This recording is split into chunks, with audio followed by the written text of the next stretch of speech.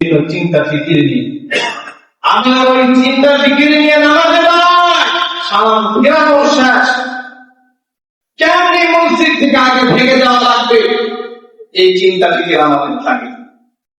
অথচ বদরের সময়, আসরের সময় ইমাম সালাম ফিরানোর পর ইমাম ঘোরা আগ পর্যন্ত কেউ যদি চলে যায় এটা তার জন্য মাকরুহ হবে।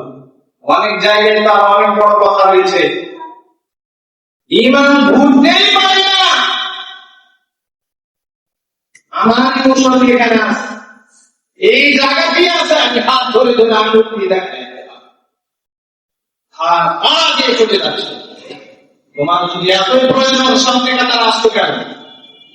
হ্যাঁ, প্রয়োজন হতে পারে, মানুষের সুবিধা অসুবিধা হতেই পারে স্বাভাবিক, কিন্তু নিত্যদিন প্রত্যেক দিনের নয় তোমার প্রয়োজন হবে?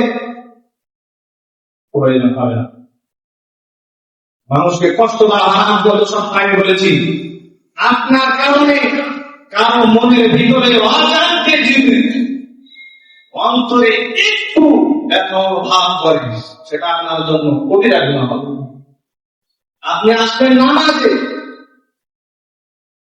অথচ নামাজ পড়লেন, নামাজ বড় কিনা এর পরোয়া নামা আমার কেউ পাইনি আসবে, অথচ আপনি আর একজনকে কষ্ট দিয়ে চলে গেলেন। আসলাম আমি ইবাদত করতে, নিয়ে যাচ্ছি কবিরা গুনাহ।